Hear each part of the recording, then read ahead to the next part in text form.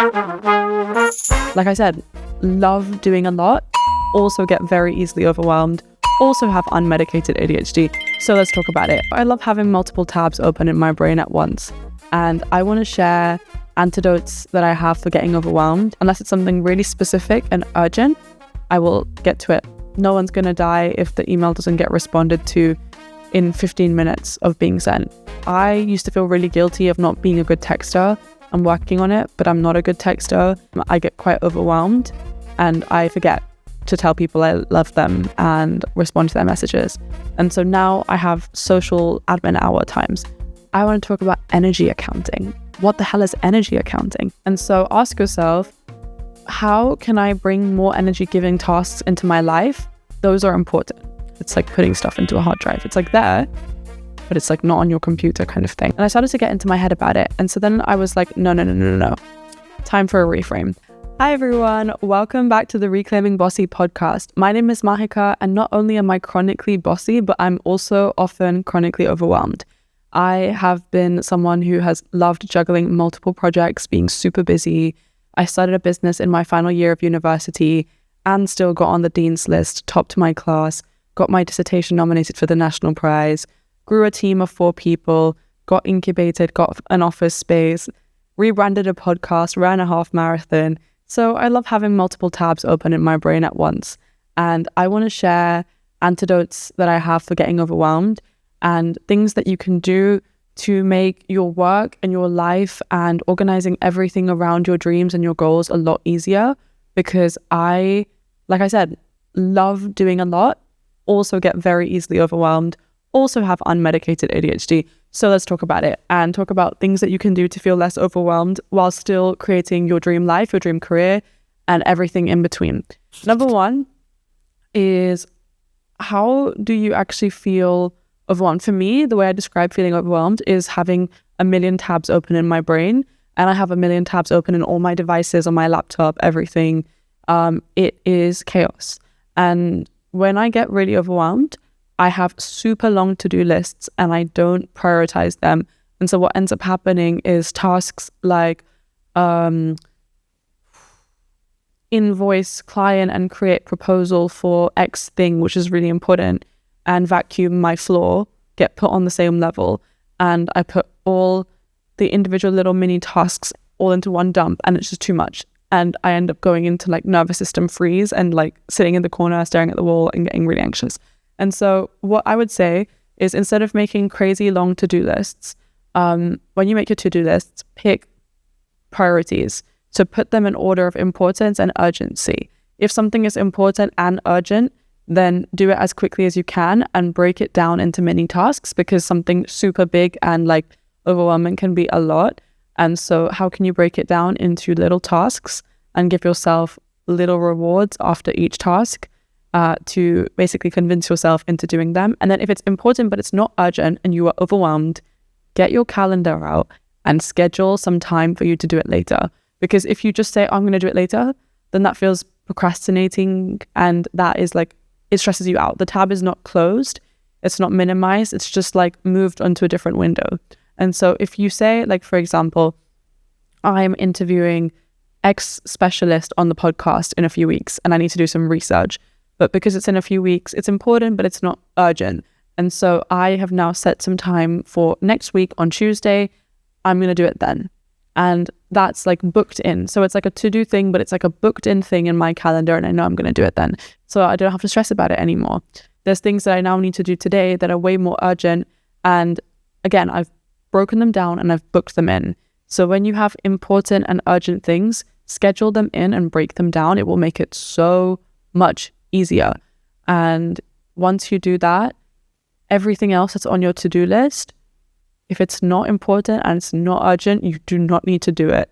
Yes, okay, life admin gets in the way. You need to vacuum, you need to clean your house, you need to make your food, you need to text so-and-so person, but it doesn't need to be done now.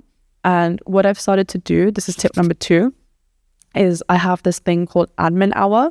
So instead of constantly checking my emails throughout the day and constantly doing my invoicing and constantly doing all my like admin tasks, I set aside a time whenever I need to do admin, and I make admin hour.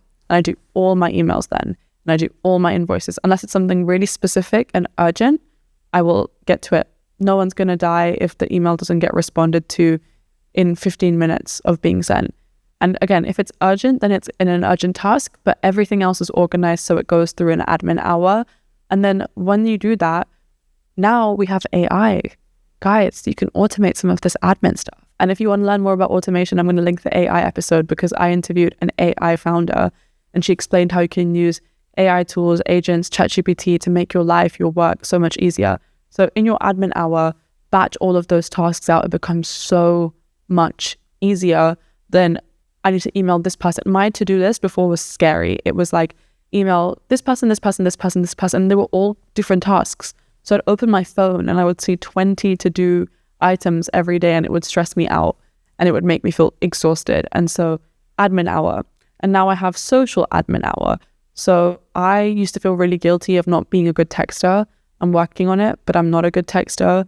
I get quite overwhelmed and I forget to tell people I love them and respond to their messages. And so now I have social admin hour times. So whenever I'm on a train or on a tube, that's the time that I take and I respond to all my messages. And you can organize them. Again, I organize my folders into like work messages, really good friends messages, family messages. And so if you can't respond immediately, it's okay because you know that you have some time that you're going to do that. And then communicating to the people in your life, hey, I'm sorry, I'm in a really overwhelmed place in my life right now. I might not be able to respond to you immediately, but I will make time for you and I will show you that I care about you. So creating blocks and windows of doing it. So admin hour, social admin hour. This is why a lot of people meal prep. I think meal prep is a great idea in theory, but I find it really uninspiring eating the meal prep sometimes.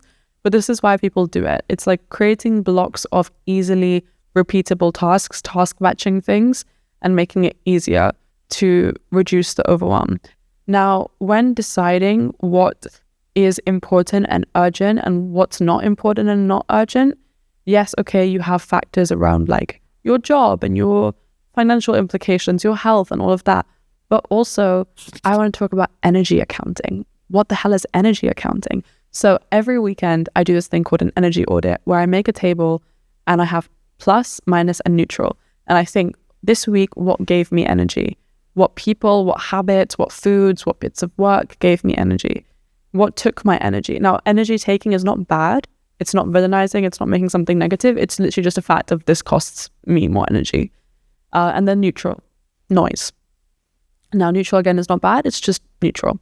And so ask yourself, how can I bring more energy giving tasks into my life? Those are important. Energy taking, they might be important as well.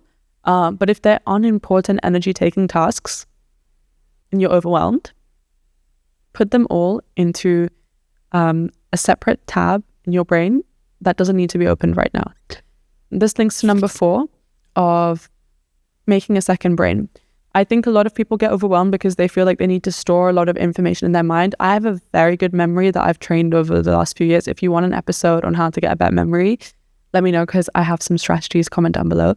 But one of the ways is making a second brain. So I like to use Notion, and I have a whole section of my Notion called Second Brain. And whenever there's information, whether it be something I've learned, something I want to watch, something I want to do, someone I need to reach out to, I put it all into the second brain. And so I know exactly where to find it when I need it, but I don't need to use it immediately. And so it's the same with tasks. When there's tasks that you need to do that aren't necessarily important right now, aren't urgent, but you care about them and they're interesting and stuff, start making a second brain for them. And that can be, again, information about certain people. I used to get really upset that people wouldn't remember things about me because, like I said, I have a really good memory. But you can start to put some of that information in your second brain. It's like when you put people's birthdays in your calendar, in your phone, that's a second brain. And so, again, adding stuff into your calendar. How can I put blocks in? So now I always, when I manage my calendar, put in important information that I don't necessarily need to remember, but it's important. And also, next tip is I add buffer time. So not only do I have my time for my energy audit to see what's important, what's not important, what's neutral, what's taking my energy, what's not taking my energy, and then I like create my schedule according to that.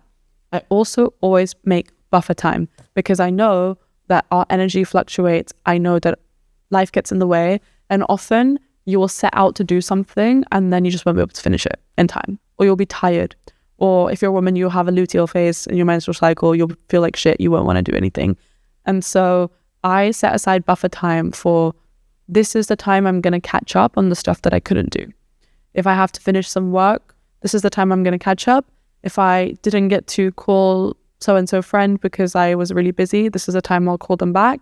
If I missed a workout because I was really, really tired, this is the time where I will go do that. And so how can you put in that buffer time? I usually put it in at some point in the weekend or on Friday, but like Saturday is like, there's buffer time for me every week. And that's the time where I catch up. So I never feel like I'm flaking on myself. I think that's something that can cause a lot of overwhelm, where your goals don't match your energy and you feel like you're mentally overcommitting to something that you're not like physically able to do. That's something I often struggle with, where I'm like, oh my God, I'm so overwhelmed because I have so much to do, but I'm exhausted. And this links on to the next thing. If you're overwhelmed, this is a body feeling. This is a physiological feeling. How can you regulate your nervous system? Now, I'm not your mum, but like, motherly reminder, drink your water, get enough sleep, eat enough food. Yeah, big three. But then also, how can you regulate your nervous system?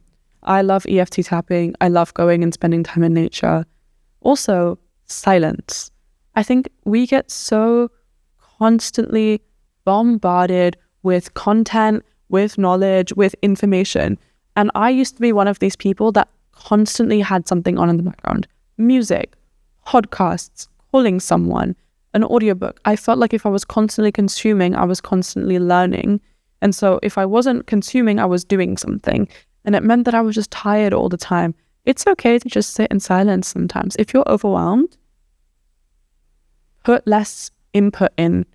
You don't have to constantly be like watching the news. It's important to be informed in the world, but I stopped watching the news and all the stuff. Now I have an email newsletter and I get my news every day through that, and I read it and I know what's happening, but I don't constantly get bombarded all the time with like the alerts that I used to have before. Same with social media. I have social media. I run a media agency. I run a podcast. I'm a very chronically online person, but I now have blockers. So before 10 a.m., the phone, like, it's blocked. After 9 p.m., it's blocked. Every like certain amount of time that I'm spending on it, I get a reminder being like, might want to take a break. And that helps me like reduce the consumption a little bit, because again, it's so important. I'm the biggest advocate of learning and creating time to learn and finding things that you're passionate about, but you do not have to constantly input information to learn. In order to learn effectively, you need silence a little bit to metabolize some of that information, to think, to process. I used to get so overwhelmed that I would like literally go nonverbal and have a panic attack and cry. And then I started doing this thing where I would force myself to have like 30 minutes of silence every day, because I was like, where can I bring more quiet and peace into my life? I decided to start doing some of my exercise. I'm not one of these people that can run without music. Kudos to you if you can. But I started to go on walks without headphones. And actually being in nature and being in nature with my own thoughts, I felt like I was detangling the knot of overwhelm. And so how can you create more space for the thoughts? Write them down, make space for them, be quiet. You have to give something space to breathe and to process, to like leave. So silence is so important. And your homework is, if you listen to music in the shower, can you take a shower without listening to music? Because I was one of these people. I still am. I'm not gonna lie. I still am one of these people that like, I will take my phone in. I will like be listening. I'll be listening when I'm doing my makeup, when I'm getting ready. But like, what part of your day can you just do and just be present with what you're doing? Is it cooking? Is it cleaning? Is it walking to work? Is it like the first half an hour when you wake up? It doesn't have to be half an hour. It can be 5 minutes. but bring silence and presence into your life and into your mind if you're overwhelmed, because it will make you feel so much better. So we've talked about the organizational things that you can do in terms of creating blocks and priorities and adding it into a schedule, and then putting some of the information that's in your very overwhelmed, crammed brain into a second brain. And if we continue the analogy and metaphor of tabs, it's like putting stuff into a hard drive. It's like there, but it's like not on your computer kind of thing. I think silence helps you decide what is what, like what is energy taking, what is important, what is urgent. Like you need some time to process and to understand that and to feel better around that. And then there's just little things that you can do. One thing that I love doing is morning pages. I've been doing the artist way with my friends, and this is like a creative book and a process that you do for 12 weeks. And one of the things you do is morning pages, where you do stream of consciousness journaling for 3 pages every morning. I have this bad habit or bad mindset of like waking up every morning with anxiety. It's just my default. I wake up and I usually feel like behind already. I have so much to do. I have such little energy. I can't be bothered. It's England, so it's cold. If you're not watching from England, I'm jealous. Comment down below where you're watching from so I can be more jealous. But yeah, like I usually wake up in a bad mood. And since I started doing the morning pages, it's so interesting because I just write everything down. And then once it's written down, it's left my mind. I always write a reframe. I always write like, yes, but I'm grateful for this. Or yes, but I'm excited for this. Or yes, but yes, that this is an opportunity in this way. And that really, really helps me. Also, you realize that you replay the same script again and again and again and again and again. And it's so unproductive to your happiness and to your life. And so morning pages doesn't have to be 3. If you don't have time to do 3, do 1. Make it bullet points. But if you're one of these people that is like chronically overwhelmed, maybe it's a thought, it's a habit. Maybe you're just in the habit of being anxious and overwhelmed because it's just an identity of yours now. I definitely felt that. And so I have to remind myself that this is not the script that I want to do anymore. And in order to remind myself, I have to acknowledge that that is the script that's running. And so morning pages, reframe. On the journaling exercise I love is I make a table like this, like a tea table. And on one side I write limiting belief, and on the other side I write reframe. So if I'm overwhelmed, it might be overwhelmed because of amount of things on my plate, but it also could be overwhelmed because I'm like, I don't know if I'm good enough to do this. For example, this week, super exciting, I am going back to the university that I just graduated from, one of the best in the world. The same, like within a year of graduating, within 6 months of graduating, and I'm going back as a lecturer. And I'm getting paid to lecture students on how to tell a story and how to get opportunities from your story and how to do all these things. And it's something that I'm so excited for. I'm so excited. It's like such a dream opportunity for me. But I got so overwhelmed when the time came to preparing for it because I was like, I don't know if I'm good enough to do this. I don't know if I'm qualified. Why would they want me? I'm just 22 years old. Who cares what I have to say? And I started to get into my head about it. And so then I was like, no. Time for a reframe. And so I wrote all the limiting beliefs on one side. I wrote, no one cares what I have to say because I don't have that much experience. All this kind of stuff. And then on the other side, I wrote a reframe. And before I used to just write the opposite thought of like, people care what I have to say. Like, I'm so special. I'm so this. Now I use my lawyer brain and I debate the belief. And so I'm like, people care what I have to say because they're in a similar place than I was, and they want to know different ways of going different places. Simple as that. And that has given me a lot more confidence, and it helps me with my overwhelm.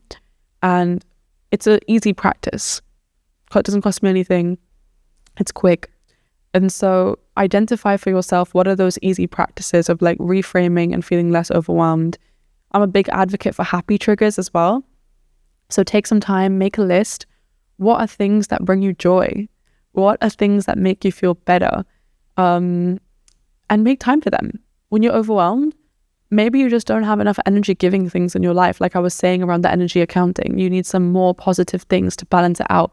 And so what are things that give you energy, make you feel better, make you feel good?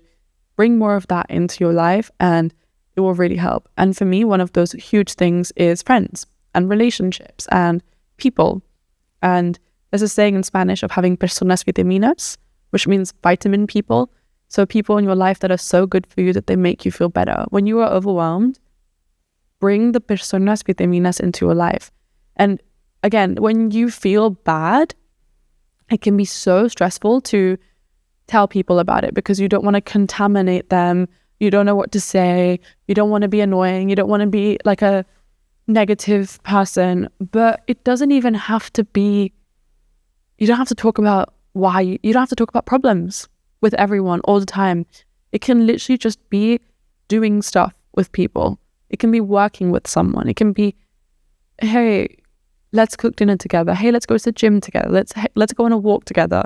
Not every social plan has to be going out to the club or to a bar or coffee.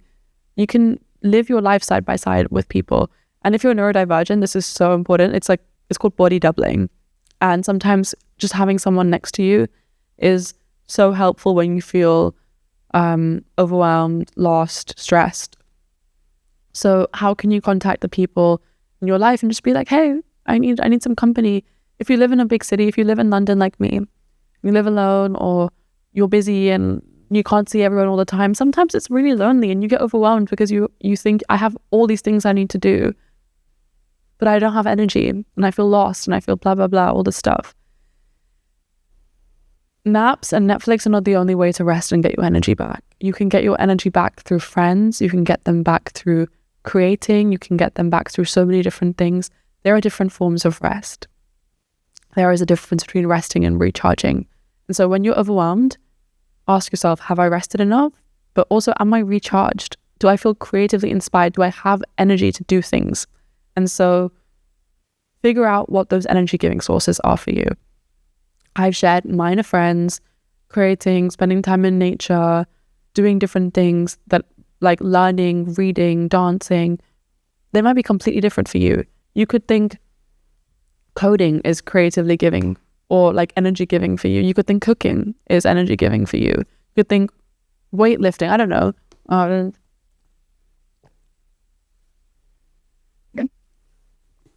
The next thing is leaving your bubble.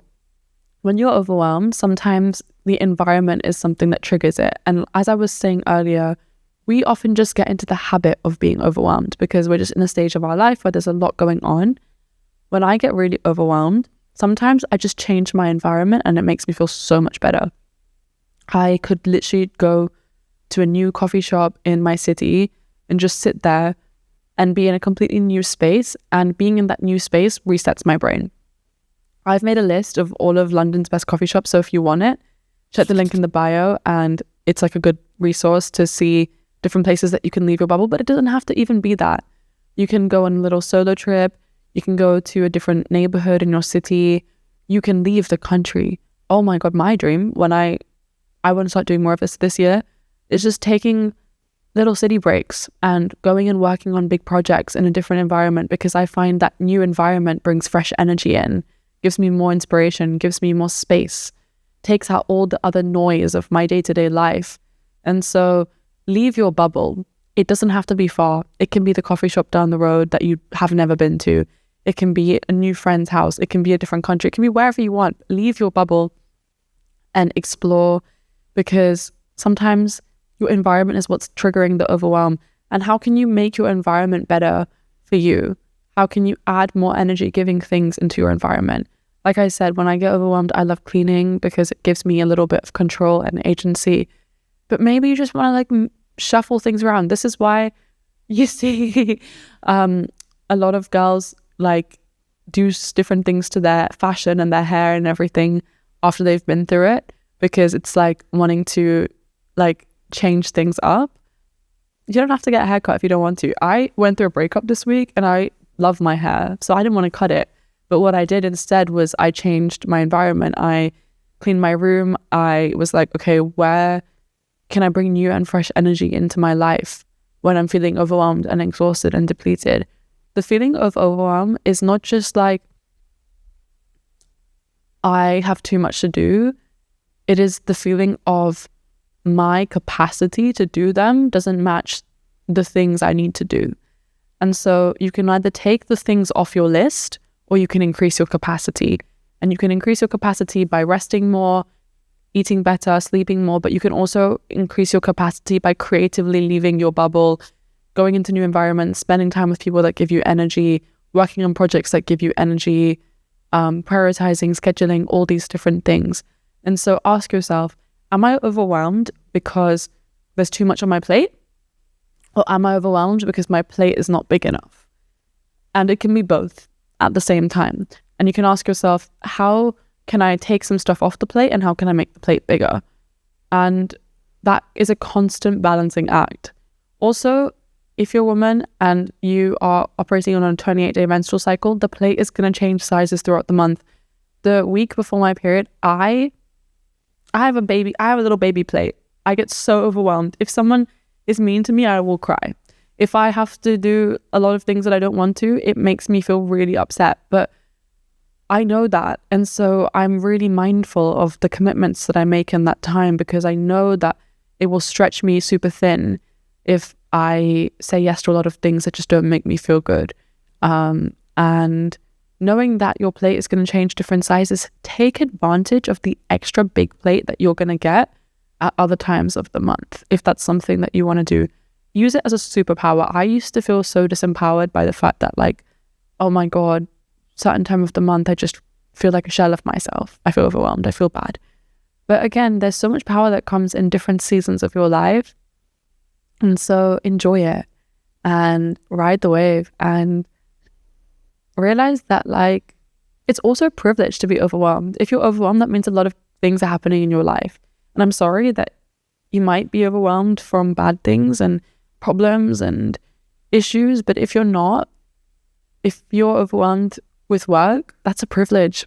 If you're overwhelmed with social plans, that's a privilege. If you're overwhelmed with your goals, that's a privilege. Enjoy the feeling of having a lot on your plate, because there's so many people that would be wanting that. And also there's so many versions of you from the past that would want that as well. So enjoy it. And that's like my biggest takeaway.